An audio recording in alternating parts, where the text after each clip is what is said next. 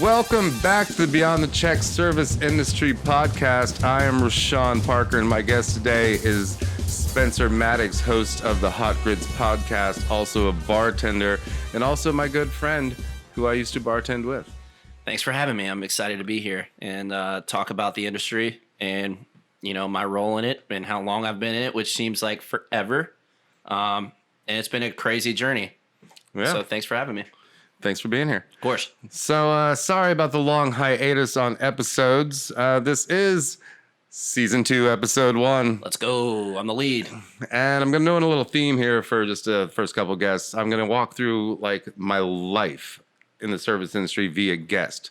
So this is somebody the most recently I've worked with, and then I'm going to work my way backwards. But we have worked together a long time. We have. That needs to be prefaced. That is true. So roughly 5 years. Right. So again, I am sorry about the long hiatus between episodes. I was exceptionally busy editing and getting Season 2 of Beyond the Check Worker Owner Edition finished, which should be out any day now on Amazon and then Tubi TV. So don't forget to go check that out. So yeah, Spencer Maddox. Dude, I know that you can bartend. Yeah. But let's go back in history with you. Okay. So would you like me to tell me, start at first job? What was your very first job in the service industry? My first job in the service industry was actually my very first job, period. I was a dishwasher at a seafood restaurant. I'm not even sure it exists anymore in Richmond Hill. I don't remember the name of. Oh no, Shellfish, something like that. Something like that. There was fish involved. There's a billion shells. of them, and it was during the summer. I was a dishwasher. I did that for a little bit. I think that was like 10, maybe $8. There was probably a lot of drawn butter all over the dishes. Yeah. It was a gross job. I hated it, and I basically just listened to my headphones the whole time. I had to have. I think I did poorly in school that year, so I was forced to have a job. And they're like, you need less time to do homework. Go work. Right. And after that, I think I was like a junior or senior in high school. I got a job as a server's assistant downtown, and then bar back. For those who don't know what a service assistant is, you want to a step up from a busser. So it's not just a busser. You don't just clear tables. You also fill waters. Basically whatever the server needs, you would just assist them. It was basically server's bitch. You know what I mean? At that time, I don't know what it is anymore. You think it's a classier job than busing, and then you realize you have to actually do a lot more. You just get paid more, basically. It's a fancy busser is all it is. You know what I mean? And I mean they did have some other responsibilities for us back in the day. But from then, like pretty quickly, I moved into serving. How old were you?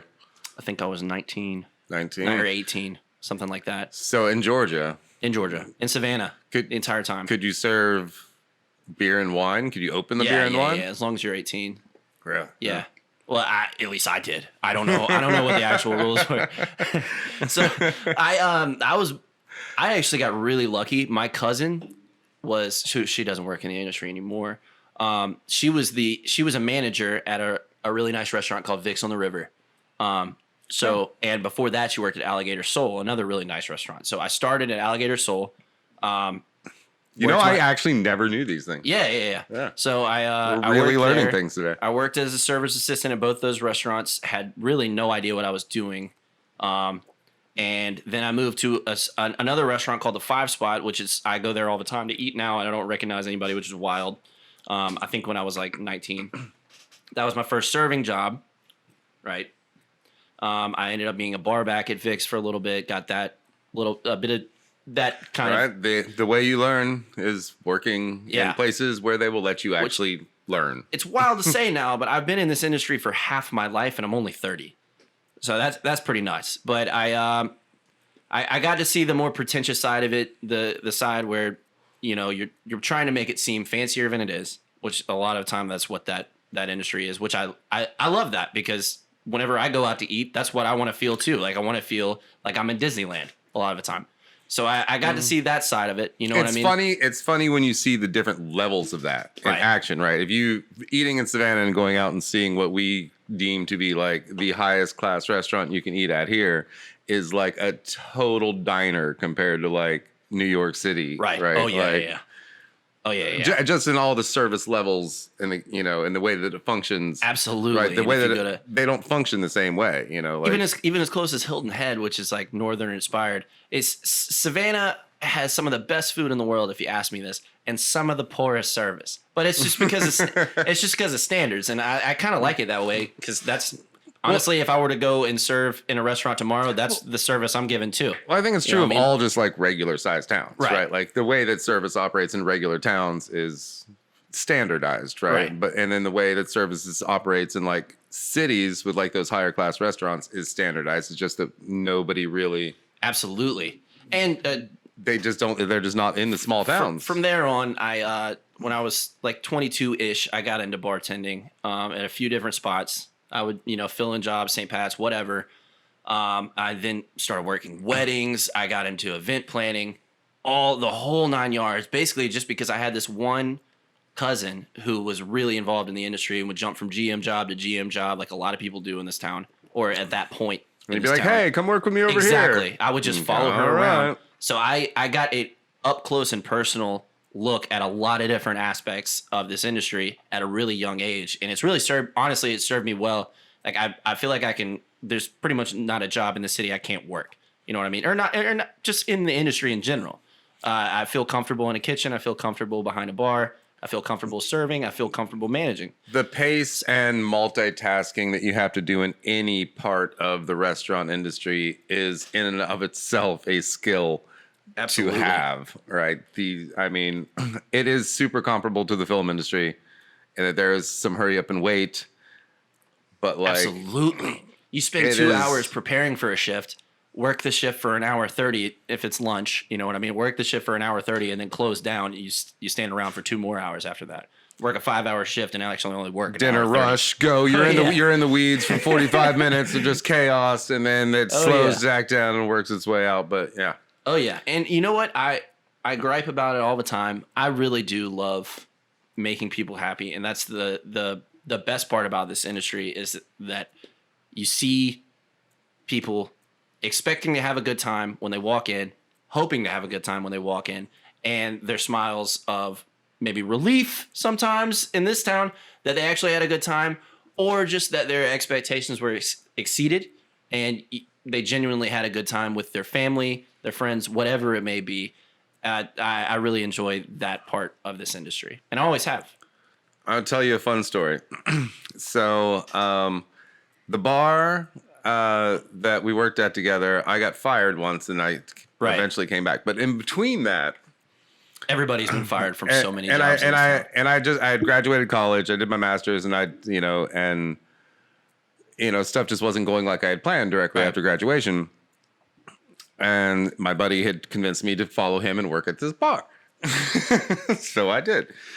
But in the time in between that, I ended up selling or pushing timeshares, right? Because I responded to this ad that was like looking for bartender personalities, and I didn't want to go wait tables. I just didn't. Like I was just like I don't want to. Yeah. And so it'll suck the soul out of you, especially if you're not in the right frame of mind, or you know what I mean. Well, I just felt like I was better than that at the time. Okay, there you go. And I just didn't. I didn't want to. So I ended up bartending at a restaurant bar, like a fancy little restaurant bar. And I actually bartended there with one arm because I wrecked my bike and like broke like my shoulder blade. And they still let me bartend with one arm, like holding the shaker in one hand and like just like whatever. I would have paid so much money to see that. I would have paid so much money to see that, dude. But anyway, this awesome. guy talks me into just hanging out on River Street and stopping tourists and convincing them to go take tours of their building, right? And then they keep them hostage for 3 hours, and they come back and tell me that I'm a terrible human being. Right. So eventually, you've just, like doing a job like that is soul sucking. Oh yeah. Right. And then when I finally did suck it up, and look, I met my wife at the restaurant that I finally decided I would go work at because it was cool and like it was laid back enough to like be like the top of the heap, right? Without, they let you smoke, and I smoked at the top. So yeah. So anyway, and then finally, when I would deliver people food, and they were happy, and I was giving people what they wanted as opposed to just being my friendly self and like using my charm to like trick them to go see the devil.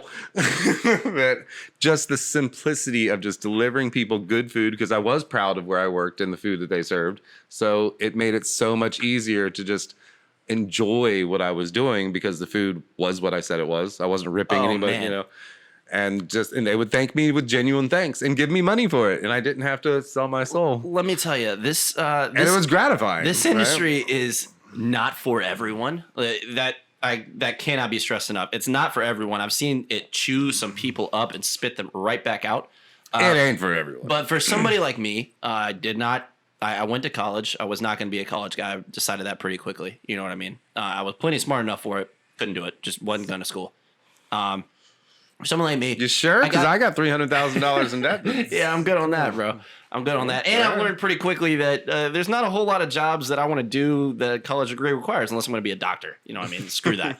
But so I actually got a job at Stanley Steamers when I got fired from one job, and I was sick of I thought I was over the industry I've been in for so long. I was going to run this dude's truck and clean carpets. What an idiot. What an idiot! Like, that sounds awesome. Yeah, you know? for like $12 an hour. Like I never worked an hourly job in my life. I had no idea how much $12 an hour was. I didn't run the math. Hourly. I was thinking 10-hour shift. I'm making $120, no problem. I'm not used to paying taxes. Oh, you forgot about the taxes part. About taxes. Don't forget about the taxes part. I'm used to paying cash, so I'm looking at like $500 a week, working 80 hours a week, cleaning carpets, being up at 6 a.m. when I've never gotten up past 10:30 to be at a shift. Holy shit. I got a job. I quit.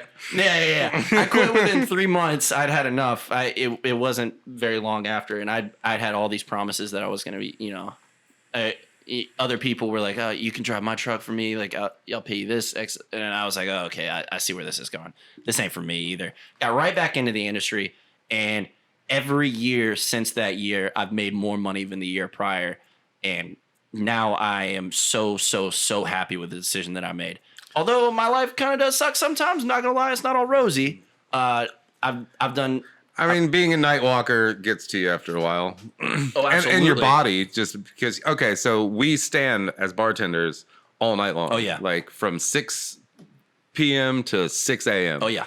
You know, and that's 12 hours of just body crushing gravity. Oh yeah. Not to mention being in a dance club, because we worked in a dance club. Yeah.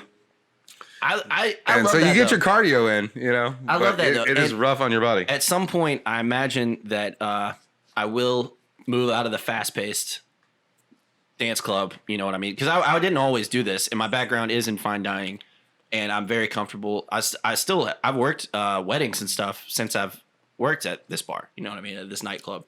I'm still comfortable doing that, and I still have that knowledge. And I imagine as I get older that I'll step back into that, because it is so tough to be up till 5 a.m. sometimes counting money, whatever it may be, dealing with the bullshit that comes with people being hammered at 3 a.m.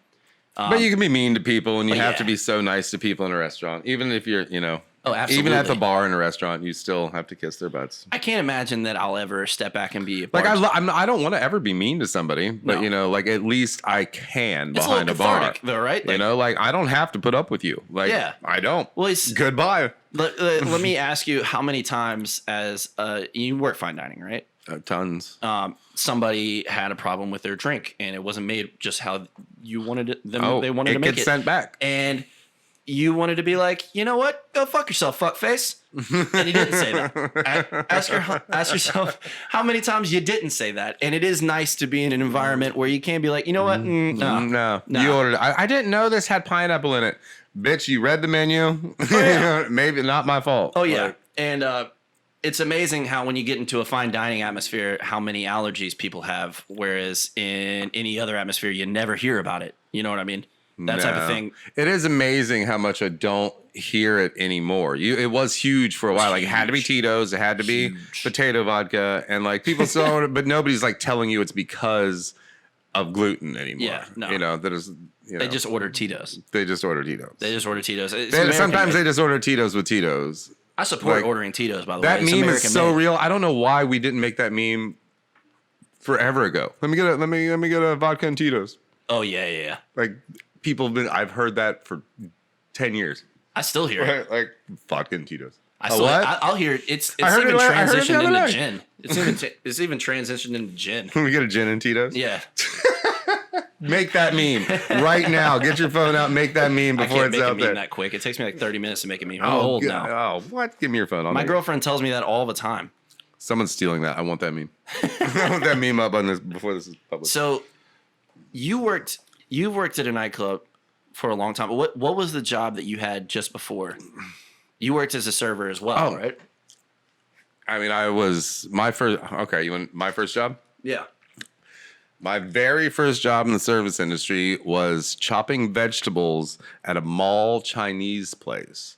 Right. Hell yeah. So like Food court? mall kiosk. Yeah, food court. I still hit those up all the time. Selling Chinese food with Sing, Anna, and eventually their like cousin or something, Wong, came along. Right. And took my job, and I moved up to the counter to like take orders because my friend who I got the job with got fired for stealing out of the register. And so they imported Wong. And so I got to move up from chopping vegetables and washing dishes to the counter. I don't know why I didn't get that job in the first place. I was obviously the less sketchy one. But funny, Wong used to wrap his face in cellophane when he chopped the onions. And people So that he couldn't people in the mall. cry? Yeah, so his eyes wouldn't water. And that's customers baby in the stuff, mall dude. could like see him in the back and be like, what is, I was like, he's chopping onions. And they'd be like, oh, okay. I hope he doesn't suffocate. I'm like, ah. So that was my first job. That's awesome. And only Anna spoke English. So like, that was it. I ate a lot of egg rolls. Well, dude, I don't think I could have ever I was worked. 15. I was 15. Yeah, I don't Had think I work could have ever permit, worked a mall kiosk job. I think I would have quit that in short order, just like the. I worked there for a while. Really? See, A year and a half, 2 years. the thing I miss about fine dining in like the restaurant in general, and I got 4. Guess how much I got paid an hour? Guess. this was in 1954, so No, this is probably 1992. Well, you're 75 now, right? No, I'm 42. I was born in 79. Okay. My So bad. I would have been 15. So it would have been 94. Oh my goodness, I was 2 years old. I'm about to be too. 30 now. Oh boy. Yeah, man. Getting old, man. Yeah, man. I hear it all the time. I'm telling you. So $4 an hour, $5 an hour. 4.25. Oh my goodness. 4.25 an That's hour. awful. We didn't get tips at the counter in the mall kiosk. You know, That's awful. like, That's not enough to buy lunch yeah. in 1 hour. I don't know. That's rough, man. Yeah. We've come so far. So then I left that job finally, and I was a busser at a place called the Buxton Inn in Granville, Ohio. This really not staunch, but like Victorian throwback. Like I wore what looked like a pirate shirt. Yeah. Right, and the women all wore these blue speckled polka dot like white dresses that looked like ghosts. Right. Yeah. And there was a crap ton of dining rooms in this building. Like you could run from like one corner of the building all the way down into the basement on the other side. It was kind of like working in the Pink House. Okay. Right, like yeah. it was just Well, huge. A job I've actually worked before. Except believe it or not. the day that I think I finally was like, I am done with this place, because I was a busser first and I worked there, but then I decided to leave there and try some other things like you did. Yeah. So I was a box folder at the Limited. I would just fold boxes for 8 hours hourly, like $8 an hour. Dude, everybody who makes a career of this goes through a period of time where they say, I want to get out of this industry. It's bad for me. I'm drinking too much, whatever it may be. And they go and do something and find out very quickly that they're not going to make nearly as much money. No, if people in the service industry didn't waste all of their money on extracurricular activities, Oh, God. they would be able to do whatever they want. It took me But they just burn their money so badly for until they figure out not to. It took me And it takes so long. Took so long to figure that out. And thankfully, I continued to rise. You know what I mean? And I figured that out at the right time. Because a lot of people don't. A lot of people hit their peak. Yeah, I mean, you're don't figure 30 it out, and you figured it out. blow through their money. You know what I mean? And then get fired from that job because of the behavior that they're doing. Because they had too much money. And they could have rode that. I've seen that happen a million times. They could have rode that job for years, saved up their money, and set themselves up for their midlife. Right, bought houses. You can do that, right? Like you make enough money. You make enough money to pay off a house in 10 years. You know what I mean? As a bartender, I could have already owned a home outright at this point. I'm an idiot. Bartender in a tourist town. Yeah, Right. yeah. I could have paid off a house more. Yeah, like I could have paid off a house and a half, honestly. But so a lot of people do that and they figure that out, and then they it's too late and they've already hit their peak, and then they end up bouncing around. And they're burnt out, and you don't. And then they're burnt out and they're done. know. Because you peak at a certain point. As a bartender, you peak and then you have And then they all move on to real estate. right.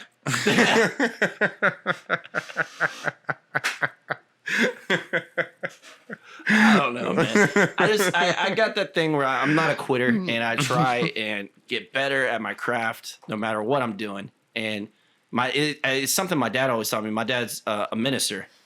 Oh, but we've downgraded our crafts. Though. Yeah. Like, we're not mixologists. No, at a club. But we are fast, fun service. Yeah. We're like McDonald's of like. I'm more in like logistics drink. at this point. You know what Like I mean? I ain't shaking your drink. I'm not. You know, like I don't have to like put little dabs or spritzes or any Right. like No. Nah. I can still do that. You trying to get drunk? Here you go. I can still do that, and I do that when I'm at home. You know Real what I fast. mean? I do that when I'm at home. Or yeah, me and my when dad. I go to a bar, I go. That's what I do. I go and I get Right. really nice, fancy drinks. And I know I'll end up back in that portion of the industry at some point when I'm slowing down. Hopefully, you know what I mean. When I'm married and I have somebody else to take the financial burden off of me a little bit, I plan on slowing down a little bit and doing that kind of thing that makes me happy and that's easy. You were going to tell me something about your dad.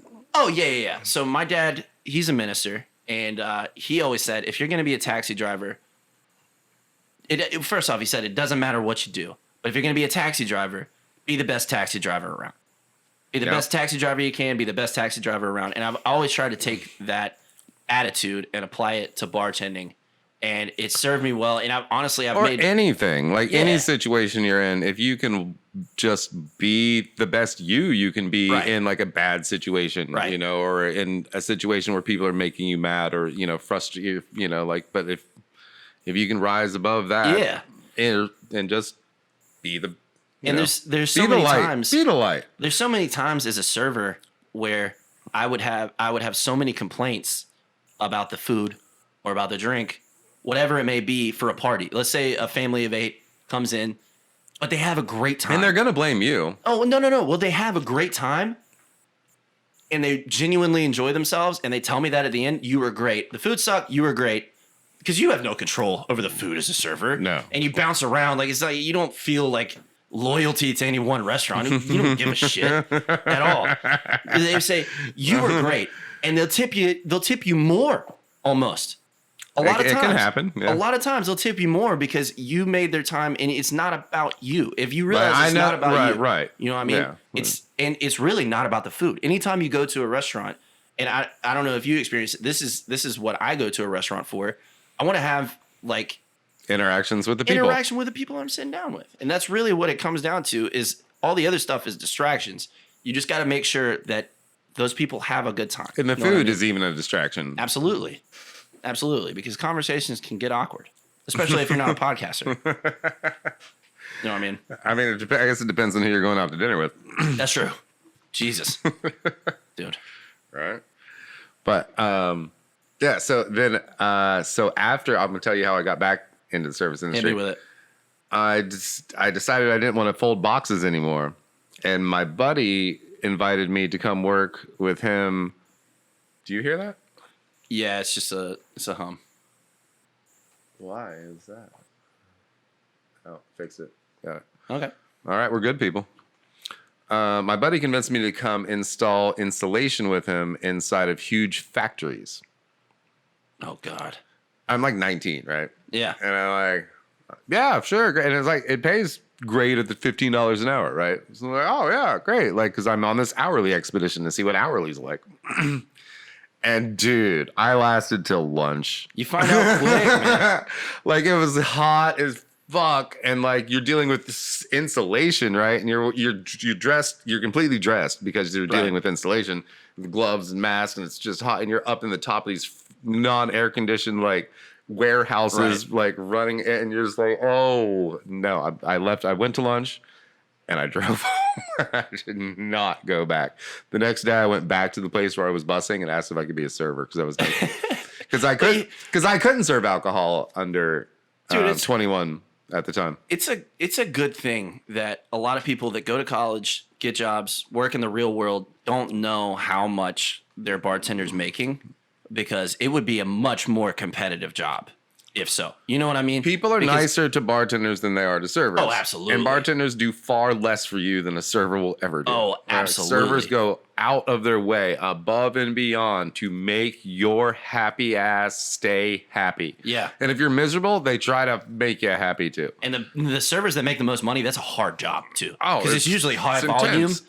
It's a high volume. You're moving all over the place. There's a million moving parts, and it comes all at you all at once. And you know what I mean? You have to go and individually, all these different tables are acting differently, and you have to treat each one of them differently, and each one of them has their own particular shit going on, and you have to remember, don't forget the ketchup. Yeah. Don't forget the straw. My the advice, one person asked you as you were running past, they can see you slam. They're like, "Can I get a straw?" And you forget that straw, and they'll tip you nothing just because you forgot that straw. If there's one thing I could have done differently, I would have told my 22, 23-year-old self to do, is instead of serving in restaurants where you're really grinding out those tables and like just rep after rep after rep, it's a little soul crushing.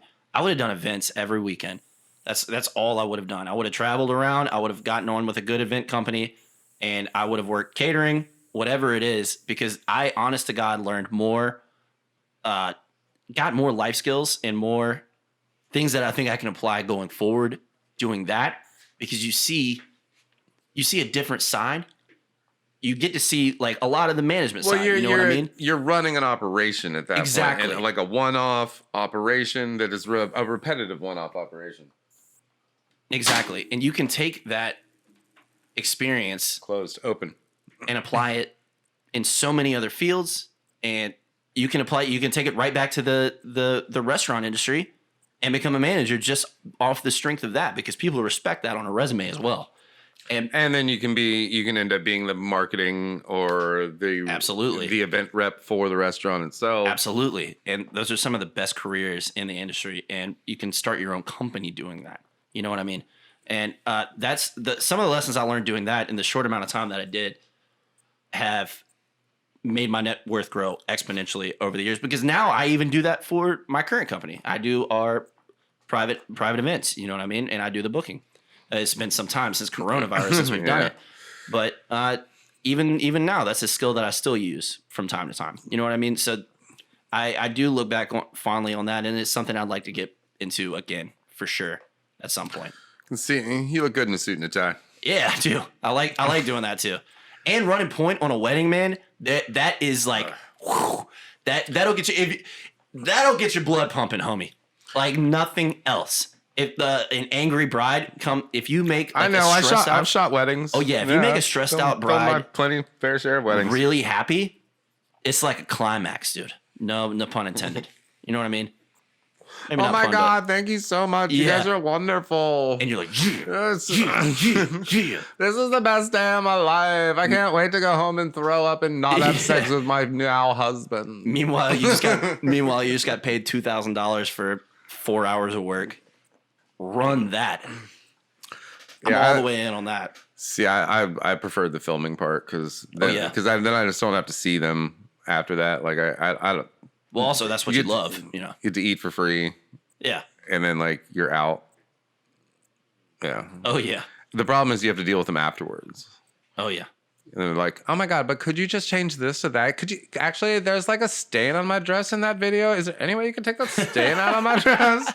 You're like, dude, what? I mean, just a little dot on the screen moving around. You got 10 grand.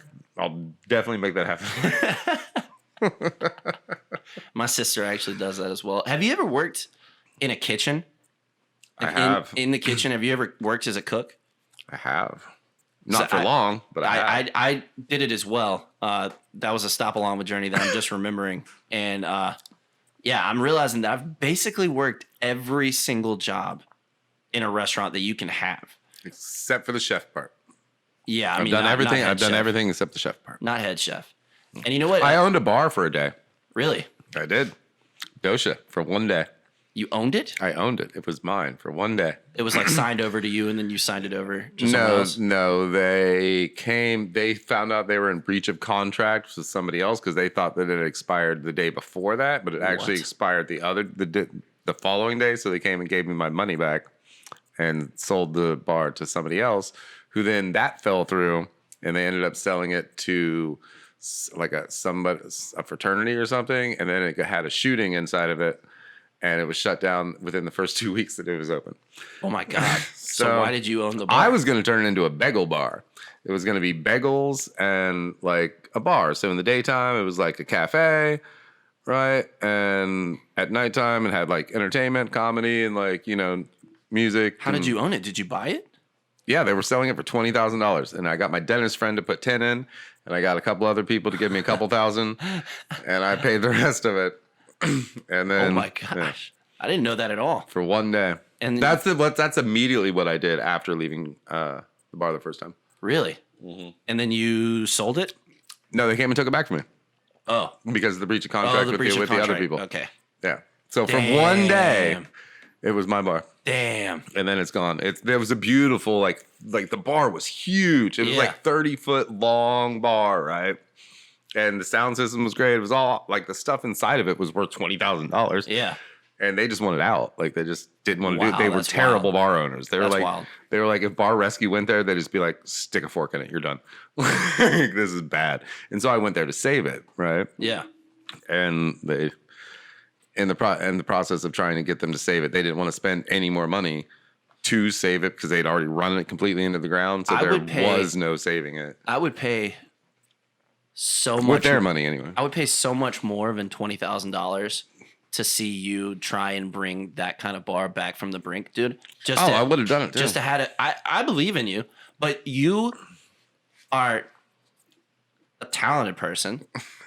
I try, but not an organized person, right? I'm highly organized when it comes to the task at hand. Absolutely. That's what I was just about to say. Your organization is a mix between like a middle schooler's like. I keep most of my schedule in my head. Right. But I don't miss things. So like a high functioning CEO mixed with a middle schooler who's failing math and their binder's just stuffed into their backpack. You know what I mean? Like somewhere in the middle there. Hey, I got an A in math eventually. Hey, no. I believe in you, and I believe in your abilities. I just would like to see your underlings. About 15 years ago, I could still do the quadratic equation. I would just like to see your underlings like 2 days out from grand opening, and like they're all just like, "What the hell is happening?" And you're like, "No, it's fine. It's fine. And nothing's fine yet, but it will be fine. It's fine. It's fine." No, task at hand. That's task at hand stuff. You will all like know your jobs, and here's lists and like. Check things off. No, yeah, I'm just kidding. I've been trying to preach like checklists for years. But. I would own a bar with you, honest to God, I would. And it would be a crazy all over the place bar, but it would be successful. You bet your ass. Let's go open a bar. Yeah. Tomorrow. You let me know when. I know a good location. Yeah? Someone else's location, but I know a good location. Hell yeah. Or someone who might be interested in your money anyway. What else you got for me? Any more questions? Any rapid fire stuff? Yeah, sure. Let's do rapid fire things. What's the most fucked up thing you've ever said to a customer? Oh. I punched somebody in the face one time. It was actually my first shift at my current job. So I'd never worked a high volume bar before. This is my first. Like I said, I was always in fine dining, and I never had any scuffles, anything like that. I never had to kick anybody out. Nothing. Right. All right. So my first day on the job, there's a huge brawl comes pouring out of the bathroom, and the bartender that was working the shift, he was MOD. He's actually still a coworker of mine. He runs and jumps on the guy. I go downstairs and get the bouncer, right? And I come back upstairs. I follow him upstairs. The bouncer gets in on it, and the fight is still not being settled. And I'm standing behind the bar at this point, and I'm looking around, and I hear my name, and I'm like, oh shit, I gotta go help. So I like put down what I'm doing, and I jump down, and I've got my hands up and my heart's just pacing. Like, it's like it's happening. This is real life. First person I see, diving in. First person I see, punch him square in the face. And then I'm just like moving. I start tearing people off of the bartender and the bouncer. And we get everything settled, and we kick everybody out. And I'm sitting downstairs, and I still smoke cigarettes at this point, like an idiot. And I'm smoking a cigarette, and it's just like to calm myself down. I'm pretty sure we kicked everybody out of the bar, and some guy comes up holding his eye, and he's like, "Hey, man." One of your boys punched me in the face. I didn't have anything to do with that fight. And I was like, oh, word, bro. Oh, shit. Yeah. I mean, he's crazy. Here, come on up. I'll give you a beer and a shot. Completely lied to him. It was me. I punched him square in the face. Straight in the fucking face. So no regrets. No regrets. No regrets. My so yeah, bad, that was man. fucked up. That was the most fucked up lie I've ever done. There's so many. You told him good. Yeah. I know it was a roundabout answer to get to that, but yeah, that's the best one I got. I've called people a whole bunch of stuff. I can't really think about it right now, but usually I just curse at people if I do. You know, I don't go over the line. I don't try and get creative with my insults. I try and make them quick, get it over with. You know. But that was the most fucked up lie, for sure. That's hilarious. I chose me over him. I dumped a margarita on a baby's head one time. Not on purpose. It was a total accident. But, like... That's a funny sentence. I was like, I'm so sorry. She's obviously way too young for this. And you just rolled with it? What are you supposed to do, man? You just like, because I was holding and it had fallen over off the tray, right? So someone bumped like my shoulder, and then margarita tipped over because the top, it's a margarita glass. Oh God! And it hit the side of the tray, and it rolled. The margarita came off the tray and just boom, because I'm like all next to I'm just right on top of the baby's head, just like, and I like pulled away as quickly as possible. Wasn't like the whole margarita, but like a good portion of the margarita. Spill of margarita on the baby's head. Babies are small. If even a little bit gets in their mouth, they're hammered. I mean, she looked like she was happy about it. I don't even know I don't remember if it was a girl or not. That's good stuff. I don't remember. I don't remember what they tipped me either. I just know that I spilled a margarita on the baby's head. Hell yeah! It was an accident. Sorry, baby. R.I.P. Wherever that, baby. you are now, I hope you weren't traumatized for life or living in Mexico. F's in the chat for that, baby. So anyway, you also host a podcast real quick. I do. Look us up. You can just go ahead and Google the Hot Grits Podcast. It's a sports podcast. Excuse me. We do. So if you like sports, every week we're on episode 1 billion now. He's crushing me. Yeah, I think we're on episode 85. We do it every week. We're on our fifth season. That sounds right. Sounds right. Yes, season 5. We're on season 5. I love it, man. I'm here every week. We actually do it out of your studio. Yep. You get a producer credit. I do. You actually play a really important role. And I would definitely look up... Without me, they would not have a podcast. No, we would not. So look up Independent Lasagna Studios for sure. I'll co-sign that. And please look up the Hot Grits Podcast.